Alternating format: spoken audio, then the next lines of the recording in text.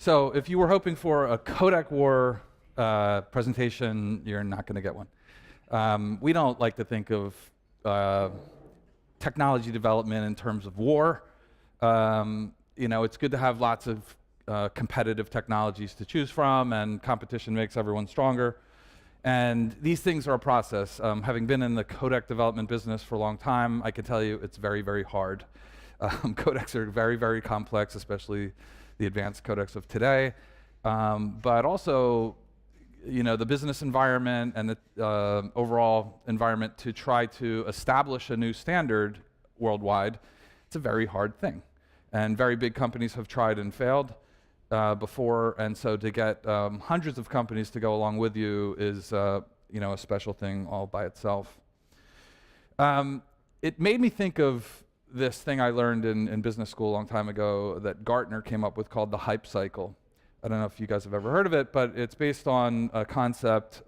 Another guy, Amara, said that we tend to overestimate the effect of the technology in the short run and underestimate the effect in the long run. We get all excited, and then reality sets in, and then finally we kind of get to the point where we get it. We know what it costs, we know how hard it is, we know how good it is, and then that's that plateau of productivity. So, advance, there we go. Yeah, I skipped a couple here. So there's these 5 phases, the innovation trigger, we find out about a breakthrough, no products exist, commercial viability unproven, but we get excited and people start writing articles. We end up at this peak of inflated expectations. We hear about success stories. Everyone's like extending the curve, saying, oh my God, this thing's going to be great. It's going to save 1 trillion gigabytes, exabytes. And then companies start failing and people's, funding runs out, or, people lose patience. And then you enter this trough of disillusionment where, only the hardcore survivors are still around. And then you start climbing up this slope of enlightenment where people start to kind of figure out what it's going to be and put practical things into place to the plateau of productivity. So where are the various codecs that we know and love on this? I took a guess. You can shoot me if you don't like what I did here, but there's VVC, that's the next generation MPEG codec. We don't know how good it's going to be, so we don't think people are too excited about it yet.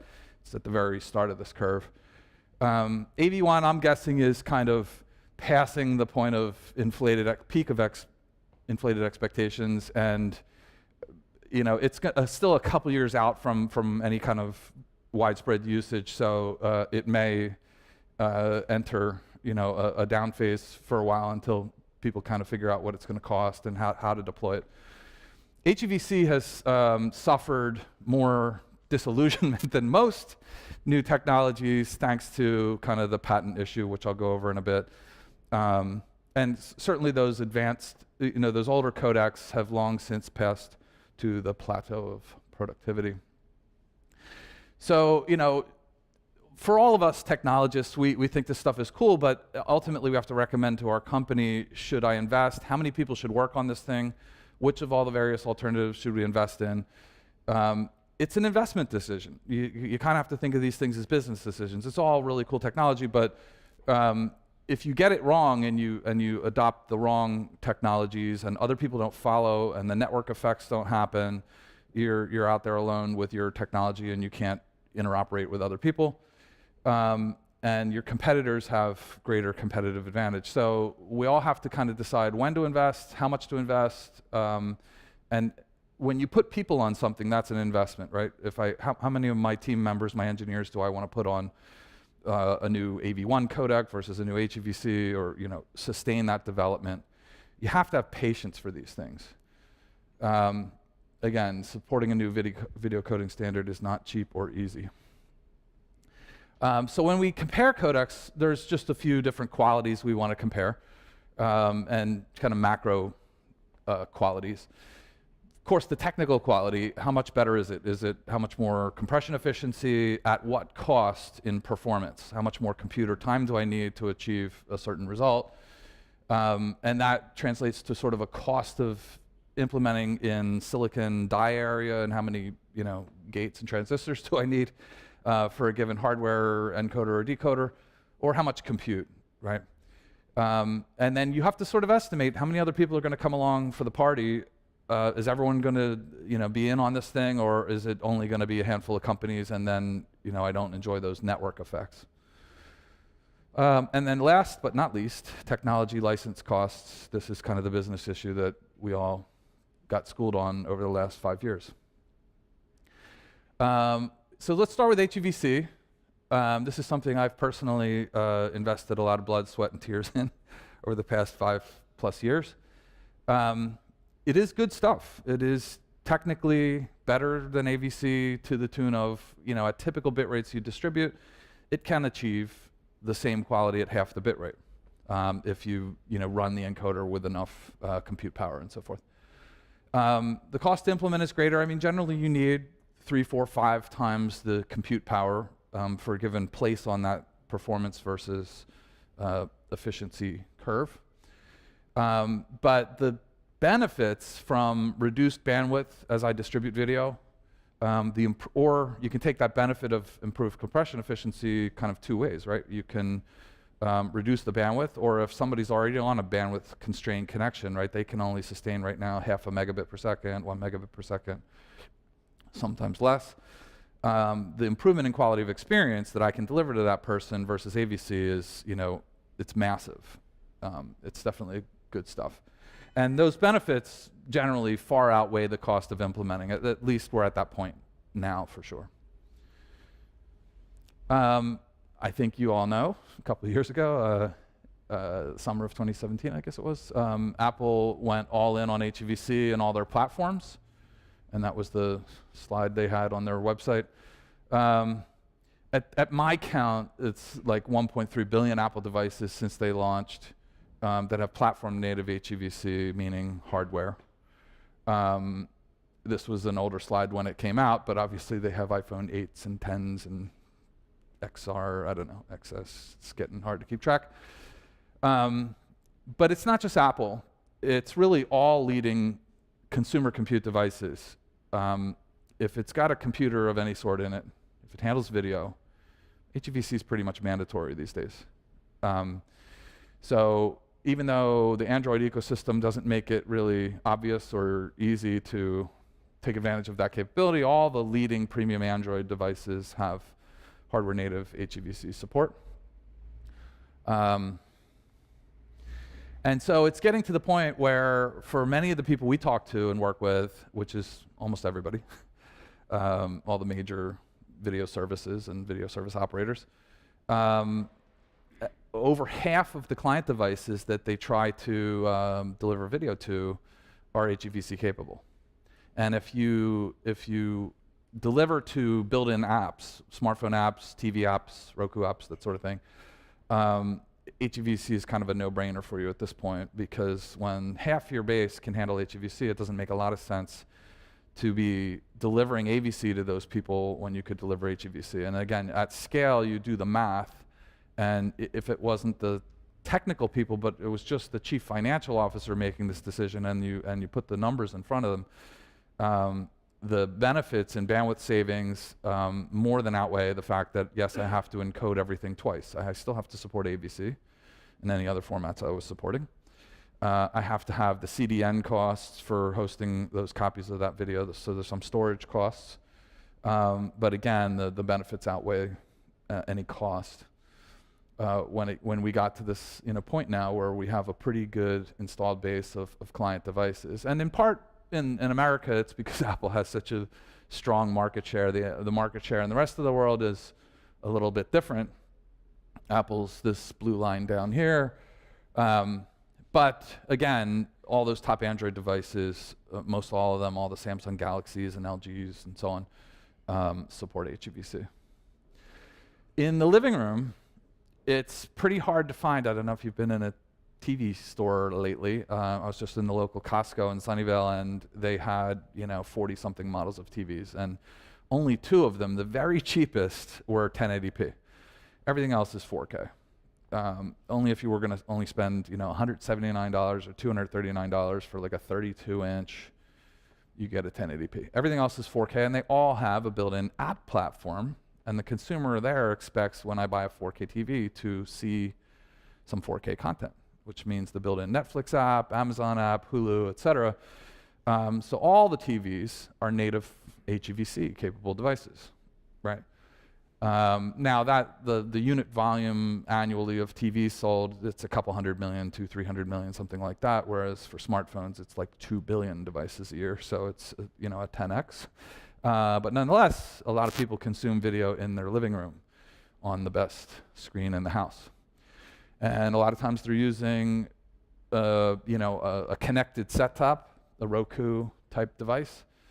And all of these, now Apple was the last one when they made their announcement, but all of the high-end versions of these connected set-tops support HEVC. It's mandatory, right? If they want to support 4K, generally 4K video is distributed using HEVC. So, and it's filtering out to all types of video devices. GoPro Hero 6, now the Hero 7 they just announced, pretty cool. 4K 60 10-bit.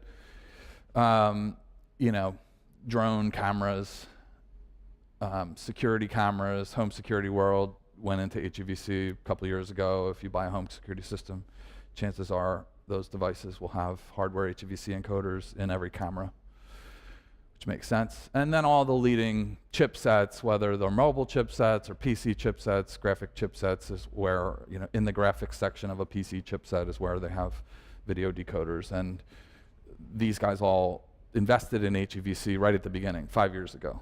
And they had chips, some of them 4 years ago, and certainly by 3 years ago, all the top chips were supporting HEVC. So there's no issue there.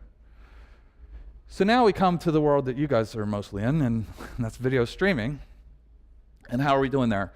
Well, Netflix, I think, was the first. Amazon followed quickly. And initially, companies said, okay, when I make 4K content available and/or high dynamic range content, I need to use HEVC. So HEVC was synonymous with 4K and HDR. What about the rest of your catalog? 4K and HDR is a very small percentage of the total catalog. And some of these companies have very, very large catalogs. What we're seeing now, and Amazon was the first, they didn't make a lot of noise about it, but they did mention it publicly, so I'm not violating an NDA by telling you, and there's a link there. When they went global, they did mention, the GM of Amazon in India mentioned, yeah, the whole catalog of Amazon Video is encoded in HEVC. So if you're an Amazon Video customer and you're watching something on an HEVC capable device, you're getting HEVC. You don't know it, but you are. Every bitrate, every resolution, that could be 480p SD content, a couple hundred kbps, doesn't matter. Every bitrate, every piece of content, and they have a huge catalog, much bigger than most. So we're seeing more companies as well. Layer 3 TV is kind of what we call an MVPD, virtual cable company, I guess you call it, right? Multi-video provider. And there's a couple of them. Fubo TV is another one, Sling TV. And Layer 3 went with a little set-top that they send you, and it's HEVC native, right? It's HEVC capable. So you hook up your broadband connection, you put this little set-top in your home, and when you subscribe to those channels, they said 85% of it is HEVC, right? And you don't have to actually do the entire catalog to get huge benefits, right? For most video distributors, there's this long tail. And if you took just the top 5% of titles watched, that may cover 80+%. It's not an 80-20, it's even better than that, right? The top 5% of most popular titles is going to cover well more than 80% of all the total views. So you don't have to do the whole catalog. If you just did the most popular fraction, prepared that in HEVC and made it available in HEVC, you'd get huge benefits from that, right? It's a encode once, stream many model. So we are seeing more and more. We talked to just about everyone. We were one of the leading codec companies, and we talked to just about everyone. And we're seeing more and more people go all in on HEVC, that they're ready to deploy it across the board for all their content. And when someone has an HEVC-capable device, they'll get HEVC. And surveys kind of back that up. There was a survey. I think we sponsored this one in June, asking the question, are you using it now? Are you planning on using it? And 25% were using it, and like 72% by the end of 2019 told us they had planned to deploy. So this is kind of consistent with what we're seeing. Most people we talk to are either deploying it now or they're in the process of building out their capability and ramping up that deployment. And then Bitmovin also just did a survey recently. Which codecs are you using? And they had done it a year before, and you can kind of see the difference from 2017 to 2018. And HEVC definitely a big jump from last year to this year in terms of the number of people using HEVC. And so we expect that to continue to ramp up. And it really has to do with the installed base of devices, right? If the device can handle it, you're crazy to, it would be like, why would you send MPEG-2 to that device? Yes, it can handle MPEG-2, but come on, it's 2018. In the meantime, VP9, not seeing a big jump. VP9, I wouldn't say it's totally unsuccessful. YouTube uses it all across the board, right? For the highest quality versions of their videos. Netflix has started to use it. Others have talked about it, but it's pretty limited in terms of the number of companies. They're very big companies, but it's just a couple of companies that have really adopted it. And that's kind of consistent with what we've seen with the previous VP codecs. But part of that is also that this grand alliance for open media formed, and they're building AV1, and so a lot of people have set their sights on AV1. And lastly, the broadcast world at their, glacially slow pace that they tend to move. Sometimes they're, building out standards, and it's all, HEVC. They're not considering AV1 or VP9. They like to see worldwide standards, and the one thing about the MPEG standards is they're ISO ITU certified. They're kind of a worldwide standards body that signs off on them, and the VP codecs and AV1, it's different. They didn't go with that kind of standardization effort. They take some comfort in that somehow. But we're talking to all the cable companies and saying, listen guys, you don't really have to worry about those set-tops anymore. Your customer in their home have a whole bunch of devices that are ready to handle this content right now. 4K, HDR, send it in, right? And a lot of times these same companies are providing a very, very fast connection to that. It's their customer that they're providing oftentimes a gigabit connection to. And so they're, starting to quickly realize that two can play at this game. They can do the same thing that the Hulus and Netflixes and Amazons have been doing successfully for years, and build apps, work right in the customer's device. You don't have to wait to, buy everybody new set-top boxes in order to start upgrading their video experiences. And a lot of times your customer's out of the home anyway, and they just want to use it right on their device, right? So they're not always just sitting in the living room. They're consuming video everywhere. So I promised you some talk about the FUD side. And, it's not just FUD. A lot of this is real. But I think maybe a little bit overblown at times. So let's go over kind of what has hurt HEVC and what has slowed adoption. We all know, it's no secret, the patent license negotiation with all the companies that invented the standard or contributed to the standard, most of them hold patents. And they promise to license them on reasonable and non-discriminatory terms, but the term reasonable is not that well defined, and what they think is reasonable is oftentimes different than what the licensees think is reasonable. And so, and the other thing, of course, is that with AVC, most patent holders, not all, there was Nokia and Broadcom and Qualcomm and a handful of others that actually weren't part of the MPEG-LA pool. It's It's a myth that all the licenses were available in one pool. Most of the licenses were, but not all. But this time around, there were some arguments among the various companies, and some said, we want to charge for streaming video and for content distribution, and others said, over my dead body. Those were quotes, actually.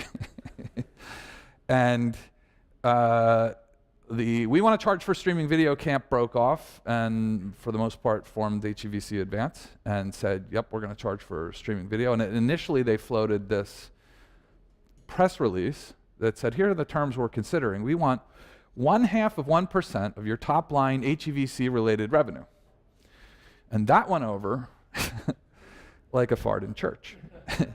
No worse, it went over like a nuclear bomb in the video world. That didn't go over at all. Like, I mean, it was fighting words. And fairly shortly thereafter, the Alliance for Open Media formed. And those two things are closely related. They're not unrelated at all. That is what caused that to happen. Ultimately, HEVC Advance backed off and backed off some more and backed off some more, and finally realized you can't charge for streaming content. They said, never mind, just kidding. But the damage was done, and a lot of people feel like, you know, man, this HEVC stuff, it's a big bag of hurt. You know, I'm not going near that with a 10-foot pole. Let's wait till the dust settles, and we know that, you know, somebody's not going to come out of the woodwork with a bill for us and threatening to sue us and so on. So where are we at today? First of all, this eye chart from our friend Jonathan Samuel at Davidian. He had a couple of things wrong. The Fraunhofer patents were actually, they were sold to GE, and they're part of HEVC Advance. So if you see the one with the Fraunhofer, that's one little mistake. But a lot of these companies who developed HEVC, they didn't develop them to assert their patents offensively. They're not in the technology licensing business. They're in the making chips business or some other business, right? So you can't just say, okay, these companies came to these MPEG meetings, they contributed their content, and now they're going to come after me and sue me. It's not their business model, right? So I really wouldn't worry about Intel, for example, or even Microsoft, you know, going around and trying to make a ton of money. They participate in these things more for defensive purposes and more to, you know, be at the cutting edge and be ready to go when a new standard comes out.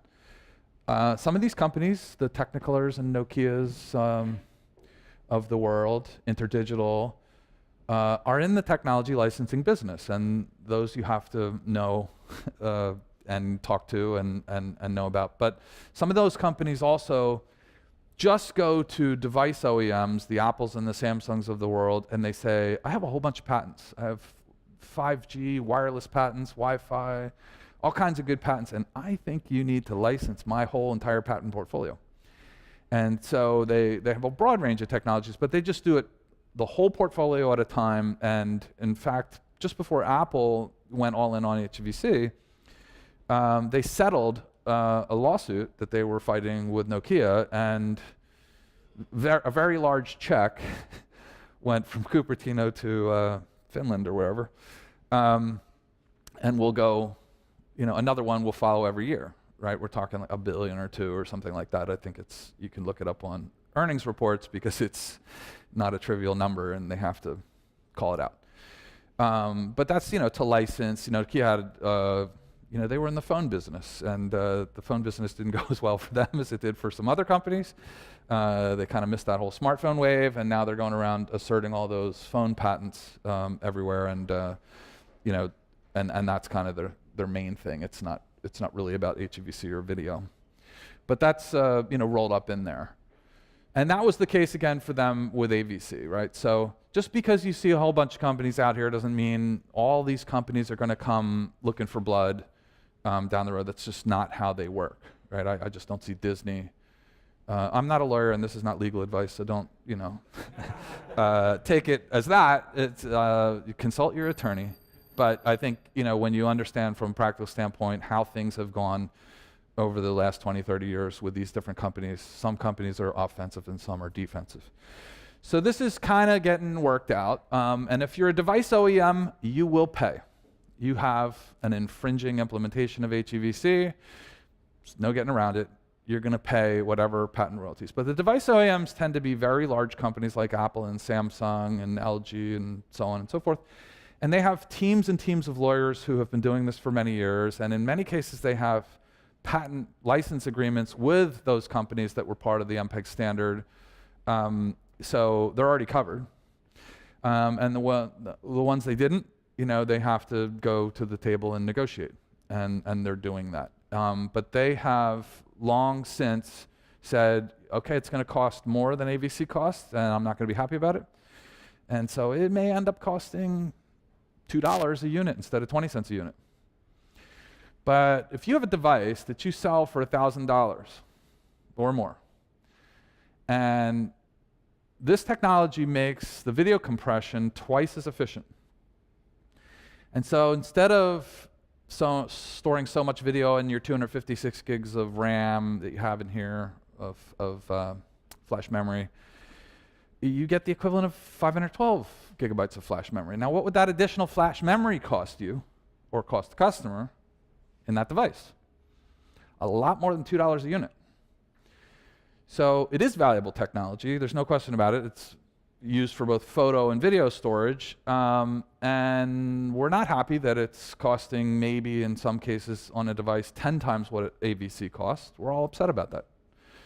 But at the end of the day, it's not, we're not talking $50 a unit, $100 a unit. We're not talking, crazy numbers. Now, if you were trying to license 5G technology for your new device, I understand that the total number of people holding patents coming around asking for money, it could be more than it costs you to make that device. I mean, there are many technologies where this is a common problem, that there are worldwide standards that develop, and lots of companies get involved with the standardization process and contribute their IP to patent that IP, come around and ask for crazy sums. And in the end, that's what we all pay lawyers too much money for, is to negotiate all that stuff, and they work it out. And the multi-billion-dollar companies, the Apples and Samsungs and so forth, know how to do that. They're doing it on your behalf. It's taken care of.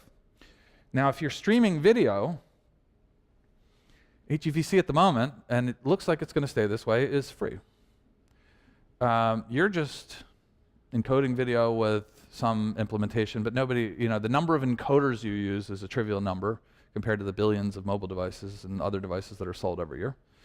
Nobody cares about the 10 encoders or 100 encoders, whatever. It's just trivial. And some of these companies have very explicitly said, no, we don't license professional encoders. Velos, I know, it was a non-NDA conversation with Fred Telecki, the president of Velos. He said, no, we don't license software implementations. We're only going after end-user devices. HEVC Advanced, it's explicitly in their terms. The terms are public. MPEG-LA says, okay, it's 20 cents a unit, but the first 100,000 units a year are free. Right? So if you make pro encoders, this is just a non-issue for the content production side of the world. We are their friends. We are the ones who are driving the demand for those billions of devices, and that's where they make their money. So more and more people have consulted their attorneys and come to the same conclusion and woken up to the fact that essentially for video distribution and video distributors, or even pro equipment companies, HEVC is free, and you can just go ahead and use it. I am pretty sure it's going to stay that way, but again, I'm not an attorney. This is not legal advice. In addition, we know license negotiations are ongoing. There could be further consolidation of pools or changes in license terms. And there's a company called Unified Patents that's in a new business that kind of was enabled by a law that was passed several years ago called the America Invents Act. And the America Invents Act made it easier to get rid of junk patents by going right to the US Patent and Trademark Office, USPTO, and filing an appeal directly. You don't have to sue the company. You don't have to have a big court case. You just go right there to the PTAB, the Patent Trial and Appeals Board. You file an in partes review. You say that patent should never have been granted, and some of these claims are bogus, and there's prior art, or whatever. and you challenge the patent, and if they agree that you probably have a case, they institute the patent for review, and you can actually get rid of patents in a much faster, easier way. So companies have sprung up around this new law and this new method. And this company, Unified Patents, has announced publicly that they actually have, they used to just have zones, they call technology zones, communications, entertainment, and codecs were part of that bigger zone, transportation, medical, et cetera, where they collect large sums of money from multi-billion-dollar companies, big companies, millions of dollars each, and they hire a lot of lawyers, and then they look at the whole patent landscape and they say, who's the most aggressively asserting a junk portfolio? And they just go start picking low-hanging fruit, and they start trying to invalidate patents. And mainly they care about what's called non-practicing entities. We know them as trolls, and they're troll killers. And so they collect big money from most of the big names many of you work for. And they have a pretty good army of lawyers that they hire to go after this. They have a specific zone. They looked at HEVC and they said, this is so interesting.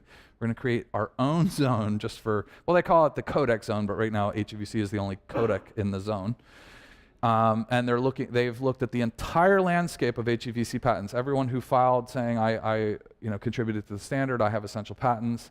But they also have like a machine learning based database. So they look at all the patents worldwide and they try to see which ones may read on HEVC and so on. They've hired experts. And again, many of the companies that you know and love and you may work for are contributing a good amount of money to this sort of legal defense fund. So they're trying to just help us all right-size the problem and get rid of the worst offenders. And you'll probably be, I would encourage you to follow them and read more about it, but we'll probably start hearing specific cases of patents that got invalidated. I follow them, like on LinkedIn and things, and they're invalidating patents left and right just all the time. It's fun to watch. So that's good. And they have economic experts that they're hiring as well to develop, models that they use when they go to court to say, you guys are being unreasonable, here's what you really should charge, and here's how we came up with this. So it is taking longer and it is more difficult, but it is coming together. Device OEMs are paying the bulk of, basically paying for the HEVC patent license fees. My personal assessment as a non-lawyer is content distributors have very, very little patent fee exposure. Essentially, if you think about what you're distributing, it's bits. You're not distributing an implementation of an HEVC encoder or decoder. Those are the things that can be patented, right, smartly. You're distributing the thing that an HEVC encoder creates to essentially talk to. It's the signal that talks to a decoder somewhere later. And it's just ones and zeros, right? It's just bits. There's a patent law that says you cannot patent what's called a signal. It's a signal claim. Signal claims are invalid. They do manage to somehow get around it and try to patent syntax of a particular standard. I don't like it, but I think there's very, very little exposure generally for anyone who's distributing content. Generally what you patent is a system or a method to do something, and you're distributing video. It's not a system, it's not a method, it's just video. So let's talk about the AOM, and the Alliance for Open Media formed a couple of years ago, I would say as a direct result of the problem that I just described, with a very impressive group of founders, all of the largest companies who deal with video. Facebook should be on here. I don't know why I don't see it. Yeah, what the heck? No, I copied this off of the AOM's founding member website like today. So, come on. And so Facebook came later, but they came in as a founding member. So, the largest companies that distribute video in the world, namely Facebook, Google, Netflix, right? Between the three of them, that's a big, big chunk of the video everybody watches. But then Amazon Video, and Twitch. This is a very, very impressive group of founders, and as well, it includes all of the companies that make web browsers, the four popular popular web browsers. And I'm a bit jealous because there's no similar organization promoting HEVC, and it sure as heck needed it, but there is none. It's just, guys like me saying, yeah, it's good stuff. So this visible vocal support it has really helped them. But what they really did was solve the fundamental problem with the way video coding standards have been developed, right? Before, it's been the ISO and the ITU were the standards bodies that MPEG and VKEG and these joint collaborative teams and so on who've developed all the codecs were under. And they had pretty lightweight requirements on the technology licensing side, saying, are you going to license it for free? Check this box. Are you going to ask for money? Then you have to be reasonable and non-discriminatory. And that was it. But the problem is when you grant someone, essentially, you say, I'm going to accept your technology and I'm going to make it part of this worldwide video standard, you've just given them a gift. Because you go around with your video coding patents and you try to license them to other people outside of a worldwide standard, and I wish you luck, but you're probably not going to make a ton of money. But once your technology, your patented IP is part of a worldwide standard, now you have a lot of leverage. And the problem is, we're hoping they will be nice and reasonable after the fact.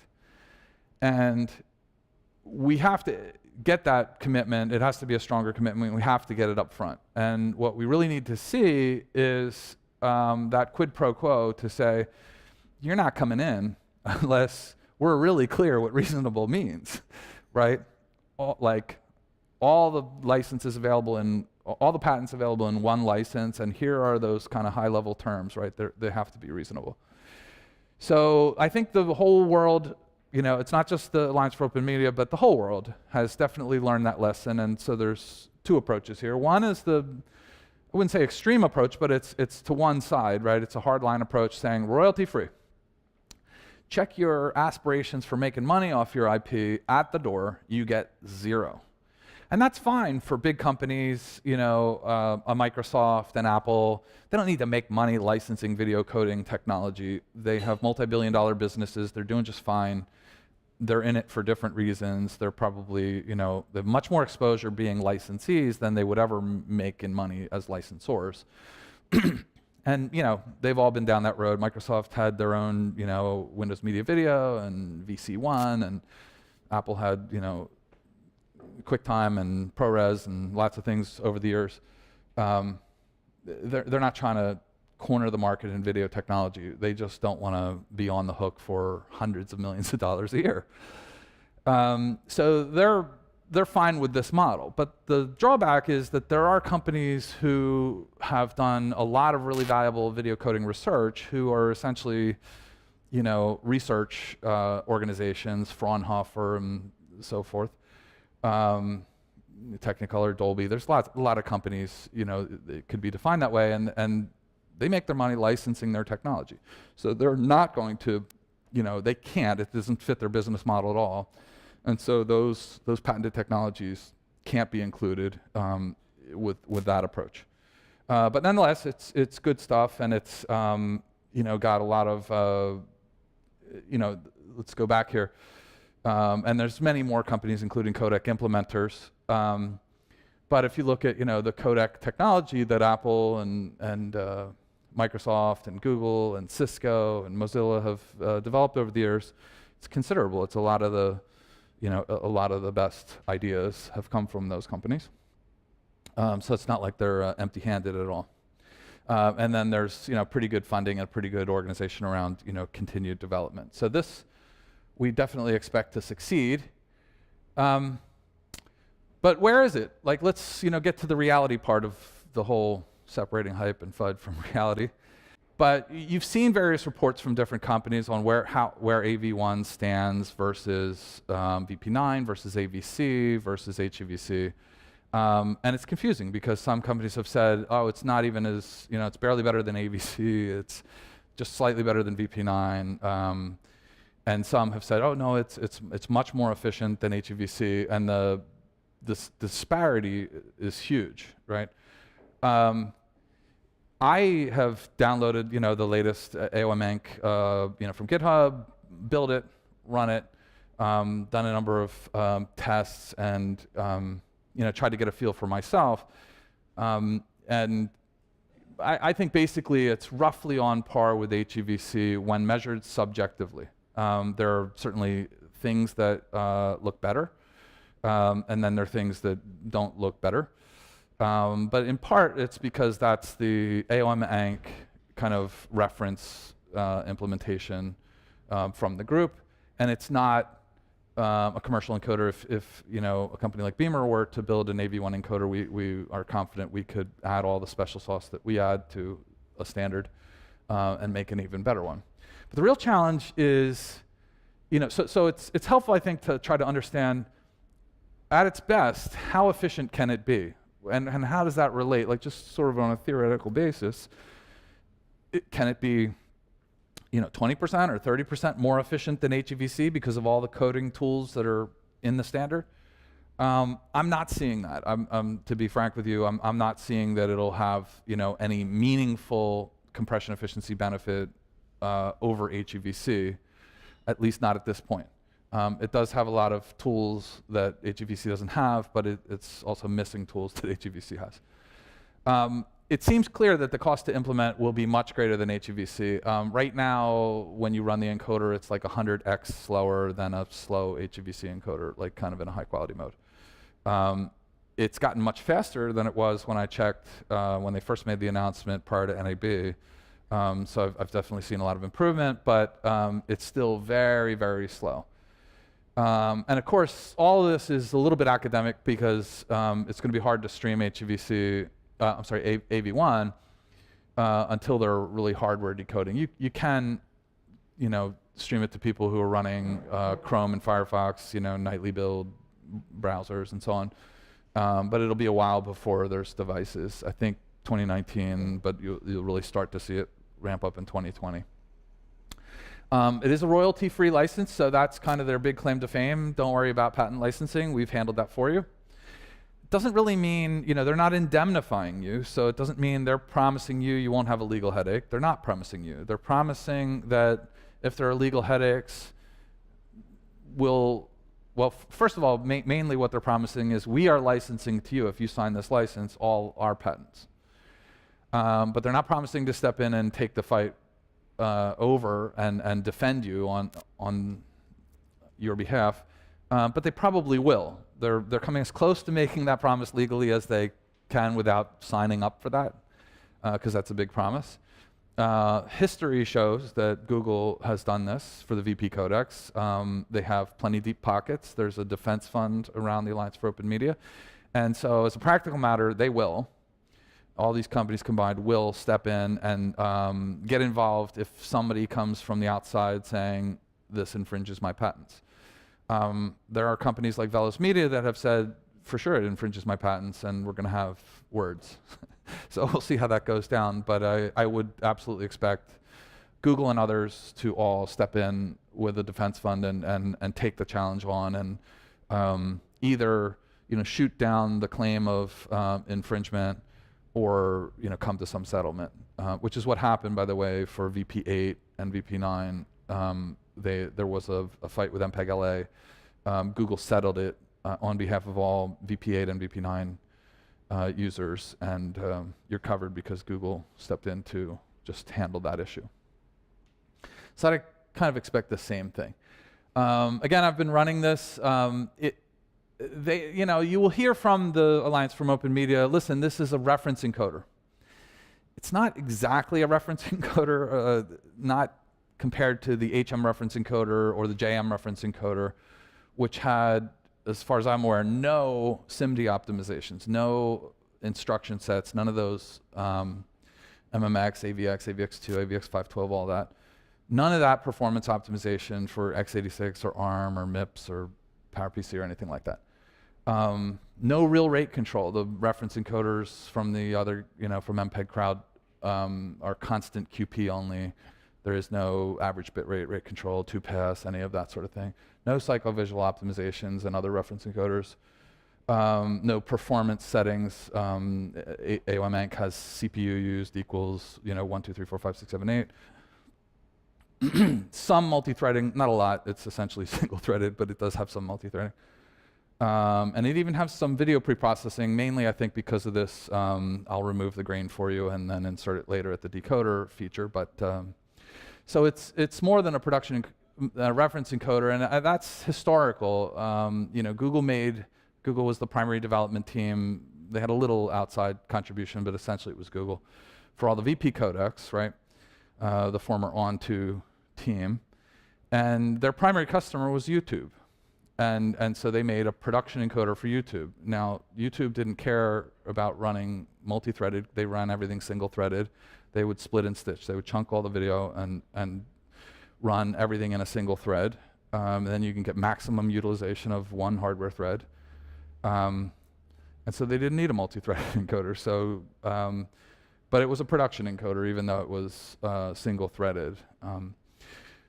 But there are other open source now, and other AV1 encoders coming out, and we'll have to kind of see how this goes. But today you can, I have to say, I'm very impressed with how straightforward it was to pull from GitHub the repo and build it. And I'm a computer engineer, but I don't normally pull and build stuff, but I was able to pull it, build it in Visual Studio, sorry. Not Visual Basic. This is C, C++. Sorry, and a couple little errors along the way. CMake, got my CMake GUI configured, and boom, it built. And again, it is much faster right now than it was in the spring. I think it's considerably faster. I was getting, I can't even remember. It was like in the spring, just before NEB, and they had the big party and the announcement, right? I think I was getting a very fast machine, like 40 frames per day like literally, on a Core i7 7820X, 3.4 gigahertz, water-cooled desktop, this thing over here. Now I'm getting 1 frame per minute, roughly, per encoder instance. And so I just make these sort of batch files to split and stitch everything, and I'll run 10 of these encoder instances in parallel, but they only use one thread each, so you can kind of do that, right? But it's got a long way to go. 1 frame per minute. We've gone from FPD or FPH to FPM, but we really kind of need to get to FPS before this thing becomes practical. But it is getting better. So we just have to estimate. My crystal ball is not as good as it used to be. We have to estimate how much faster will it get, how much faster can we make it, given that it's got a long way to go, and given that it's already had a considerable amount of SIMD optimizations and other optimizations. It's not starting out at the same place as the HEVC HM. It's further along already. How much faster can we make it? Well, we can multi-thread it. We can definitely get everything running in parallel and use every thread of a many-core server. So that we can handle. But to make an encoder faster, you have to do one of two things, basically. After you've gotten full effective utilization of the machine, right, using every instruction set and so on, then you can either start turning off some encoding tools, just say, I'm just not going to evaluate blocks of that size or blocks of that shape or that many reference frames and so on. There's a whole bunch of things you can do to kind of turn off encoding tools, full stop. And or try to be smarter about it and make early decisions, kind of estimate which is going to work best. Of all the things I could try, let me try to do some quick tests, figure out what's going to work best, go down that path and avoid all the other paths. So there's a lot of sophisticated heuristics you have to build into encoders to make them run fast without a big trade-off in compression efficiency. So that's where we're at right now, is trying to figure out where do we think we can get this thing to end up? How much faster can we make it? And what would be the cost and compression efficiency when we make it run fast? And I don't have the answer just yet. We'll have to see.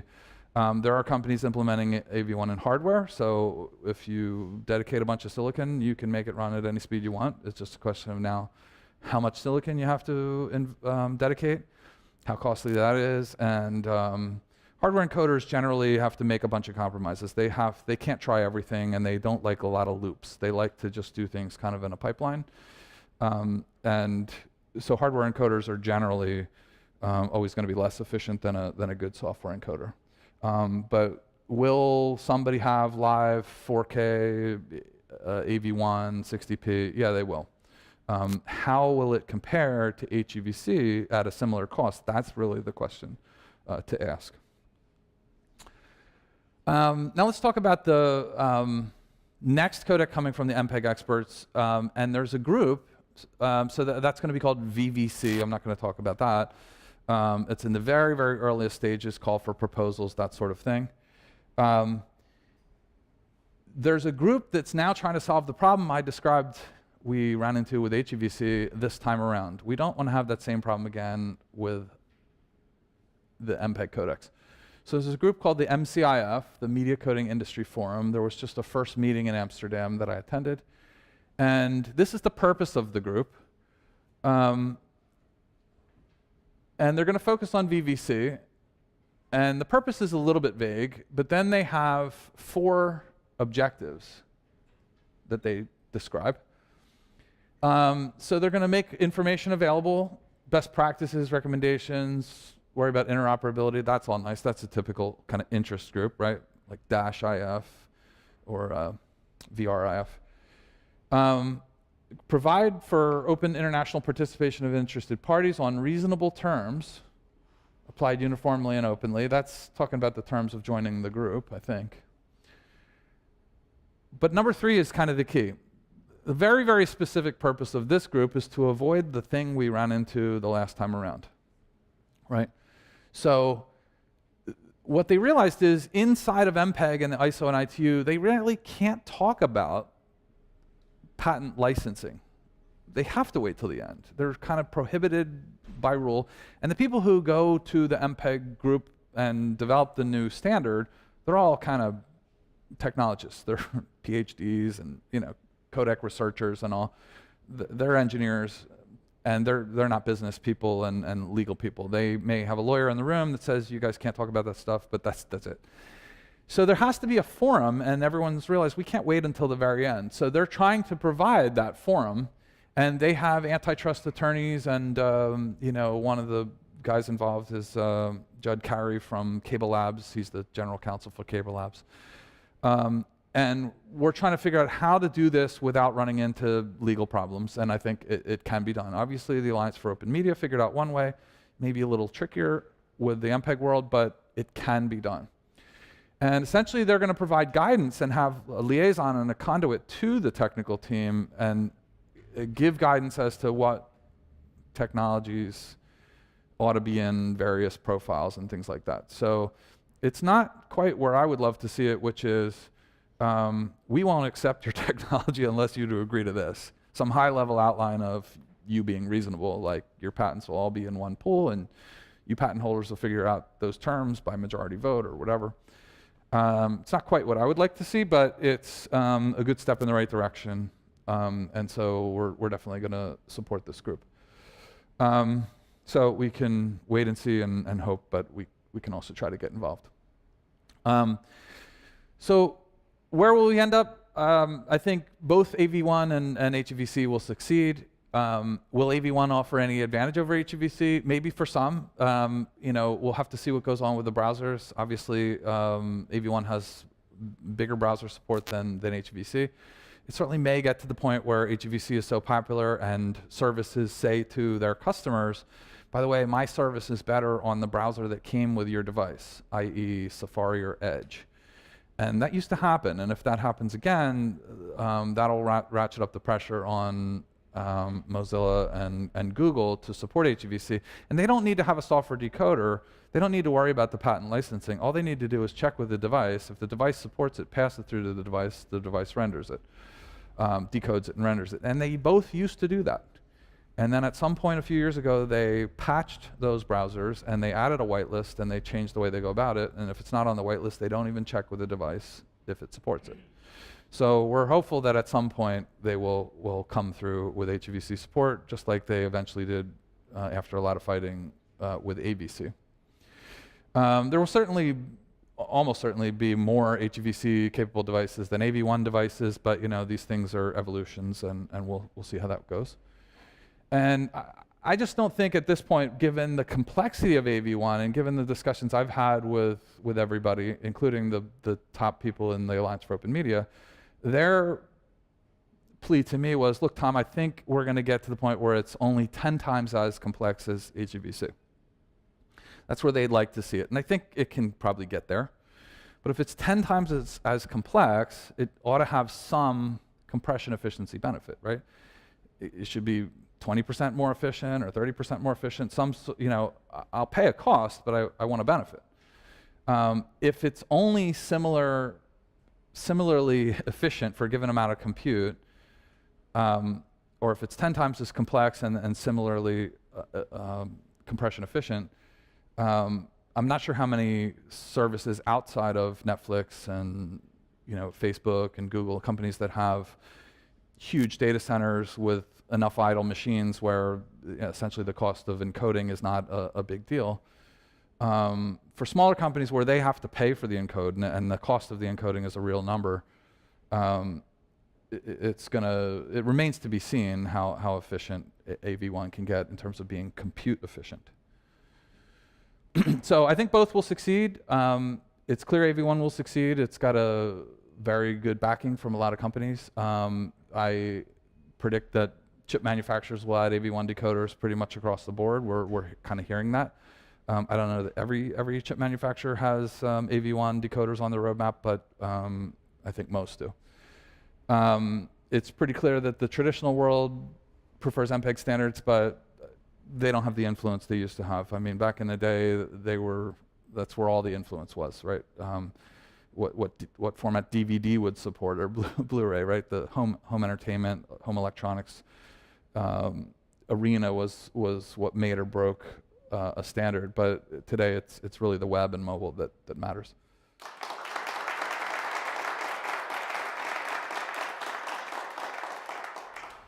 I don't know. I don't think Apple devices have hardware decoding of VP9. Yeah, of AVC or HEVC plus VP9 and not